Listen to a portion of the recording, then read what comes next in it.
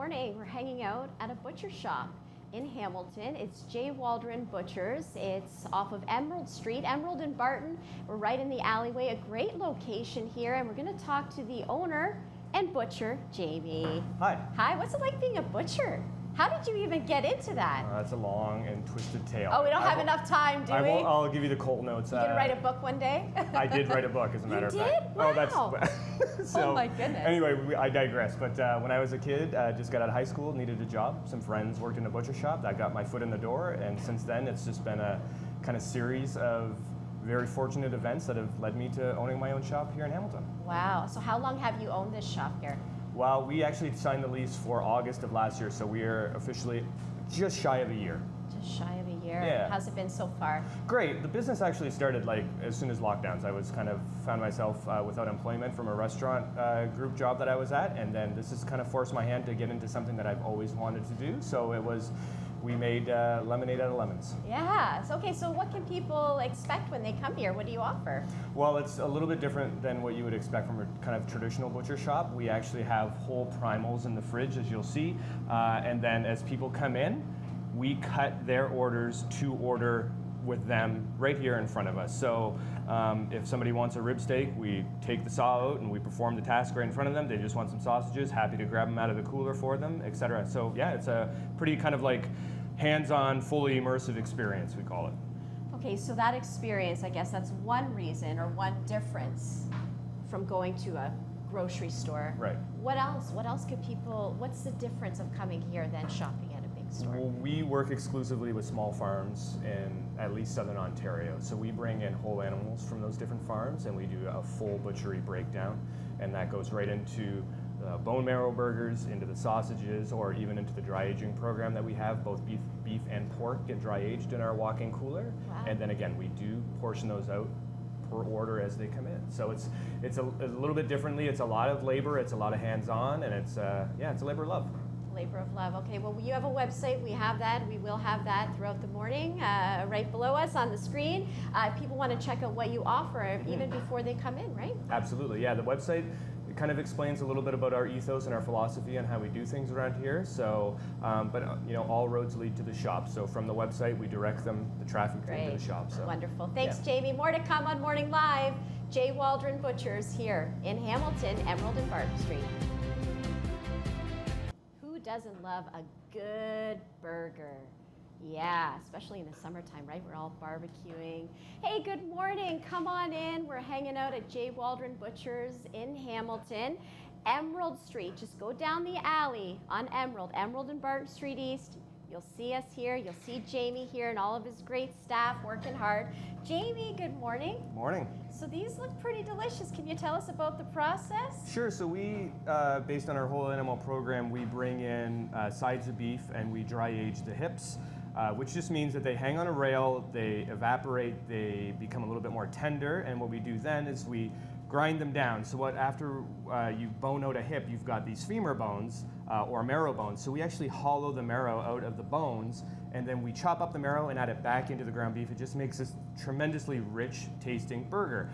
We don't season them with salt and pepper for a variety of reasons, one being that it just kind of changes the texture. So we want it to be as raw format as possible when people bring them home to the grill. Right. Then they will grill them and season them, and then they're off to the races. They've just kind of become a bit of developed a cult following around here. So, Jamie, they look like meatballs right now. What are we going to do? Well, this is what we're going to do. So I'll demonstrate one, and then I'll turn the reins over to you. So these are measured out into 5 ounces. Sarah's already measured them out. So what we're going to do is we're just going to take them on the patty paper, and we're just going to ball the patty paper around. We're going to come into the burger press, and we're just going to... Oh, it's as simple as that. It's magic. That's how it's done. You want to try it? Yes, I would like to try this. Thanks. Paper. Okay, so I'm grabbing one. Yep. Paper. All right. Inside. And so when people come in, they could order these burgers, and then they're already obviously flattened out. They're already this, pressed right? out. Just all the way down, Jamie? You got it. Oh, okay. Wonderful. I'd be happy with that. Yeah. Absolutely. Do you have any specific ways or favorite ways of cooking burgers? You like it on the barbecue or what, the frying pan? Dips? Yeah, seasonally, the barbecue is always lit at our place, so I will always fire up the grill, put it on a really high heat, but because the marrow tends to fire a little bit more. There's a little bit more fat in the burgers. I will season or sear them hard on either side, just meaning a good crust, and then I'll drop the temperature down and just finish them off on the grill by flipping them until they're to the doneness that I like, which is around that medium rare for a nice burger. Very nice. Okay, well, if you want these burgers or a whole bunch of stuff, come on down, see Jamie and the gang here at J. Waldron Butchers in Hamilton.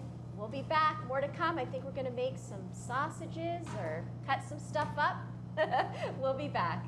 Sarah here. She's packing up the sausages. We're at J. Waldron's Butchers in Hamilton, Emerald and Barton Street East. But how do you get the sausages to look like that? Cue Jamie. Jamie, the owner and butcher. Jamie, you gotta tell us. Okay, is this called casing? Casing sausages. Casing sausages. That's right. And I know a lot of people are wondering, how does it work? And I'm sure you're gonna make it look so easy. I bet it's not. There's a certain skill set to it, but after a number of years, you kind of get the hang of it. So what I'm going to do is I'm just going to lubricate the casings a little bit in order to put them on the nozzle here. So what is casing made of? Obviously, we can eat it because it's on the outside of the sausage, but what is it? Well, it's made from all different animal intestines, actually. So this one here, we use a pork intestine. Okay. But we have a restaurant group that we work with that uses lamb casings for those traditional breakfast sausages, so the thinner, longer ones. And then you can go all the way up to beef casings, which they would use in more of charcuterie programs, salumis, etc. Okay. So, but we use a pork casing here. It's a pretty standardized one. Most butcher shops you would find this in, that they would be using for their sausages as well too. So we get the casing on. I'll just knot it so that we don't lose any out of the end there. So we're good there. And then I'm just going to start it and just demonstrate a little bit for you, Shelly, and then I'll turn you loose on it. So what I'm going to do is apply a little bit of pressure here with my index finger and my thumb, and I'm just going to feed a little bit of the sausage through. And then it's just going to kind of do its thing, right? So, are you ready? That's really, I'm ready, but what about the do you twist it or something? Oh, we'll do the twist. I'm getting way ahead of myself. We'll do the aren't twist. I? Yeah, no, We'll go ahead. Just taste a little bit of it. Sausage twist, okay. We'll just get you to taste just a little bit of it, and then we'll pull up the rest. So what I'll do is I'll trade spots with you. Okay. Oh, okay. Here we go. Are you ready? Yeah. Okay. Just guiding this baby through. That's right. Here we go. Here we go. Okay. All right. Here it comes. That's all right. I hope I'm not making them too thick. I don't think that's a problem. Okay. We'll figure it out. And so obviously all these ingredients you've prepared for yourself. That's right, yeah. So in this boar sausage, it's a wild boar that we get from Perth Pork, just outside of Stratford, and in this is white wine and fresh herbs. Wow. It's a really nice kind of fresh sausage. Yeah, so at that point now, what I'm going to do is we're going to take this away, and we'll just peel off the casing. We're done with that, and then I'll just show you how we kind of link it a little bit. Yeah, I'd like to. So what we do is a kind of a predetermined length of around 6 to 7 inches. We just pinch it with our thumb. Find the next length, which is going to be roughly about the same length as the first one. Pinch it and twist. Oh, Want to give it a go? simple as that. Yeah. Here. Yep. Pinch. Can I twist now, or do I have to Go do ahead. that thing Go ahead. there? Yeah. Oh, Give it a that's twist. not really what you did. No, that's they're fine. laughing at me over there, Jamie. No way, no way. Is that okay? That's perfect. Just a couple? Yep. All right. And then do another one. Another Yep, find the one. length. Oh, Pinch. you got a bust. Don't worry about it. Jamie, I'm sorry. Life goes on. Life goes on, and life does go on, morning life, here at J. Waldron Butchers. We're going to try to fix this sausage here. We're going to try. I know Jamie can do it. He's an expert. And come on down, get your meat. It's all fresh. Emerald Street in the alley off of Barton Street East, Emerald and Barton Street East in Hamilton, J. Waldron Butchers. And you can check all of their everything they offer on their website as well. We'll be back. Oh, good. Yikes. Don't worry. We're being very careful. We're at J. Waldron Butchers. We're around people who know exactly what they're doing. Do I? Not a chance. But they're going to help me along. Good morning, Jamie. Jamie, the owner of Butcher. We've been spending time with you, and thanks so much for showing us around your great shop here. So the alleyway. Tell people how to find you, Jamie. That's one of the first questions we get, and often, weekly. So my best advice is go to the corner of Barton and Emerald, turn north on Emerald, and make the first right down the alleyway that you can. You'll see the building. It's really, really hard to miss. It's graffitiized in black and pink. Yeah. There is a sign out there, and we have plans for a sandwich board to come out there in the next week or two. So we're trying to make it as easy as possible, but we also want to keep that secret meat club feel to it as well, Ooh, too. I like it. Speaking of mean.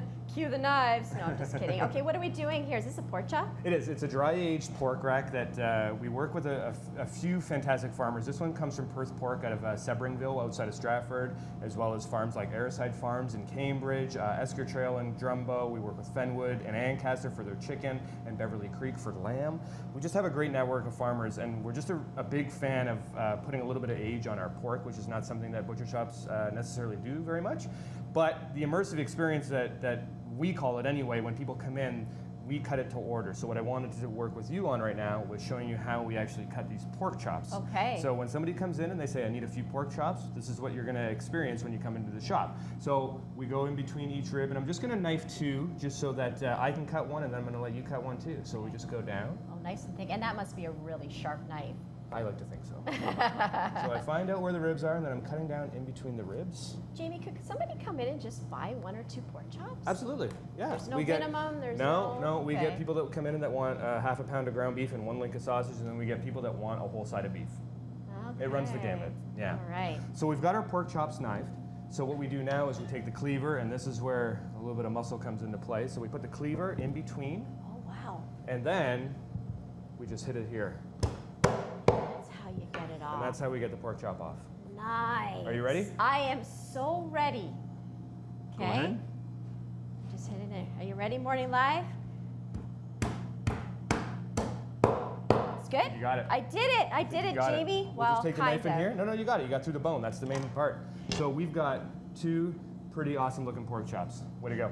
So what makes it different? So you don't cut it up beforehand. Does that just keep it fresher when it's all just together? Do you know what? and It on does bone? kind of eliminate that opportunity for oxidization that you, like, I'm just not a fan of having product turning color in the counter. It's not, and plus we don't have the space for it. Like, I can't cut 100 pork chops and have them sitting out Right. there and hoping people come by.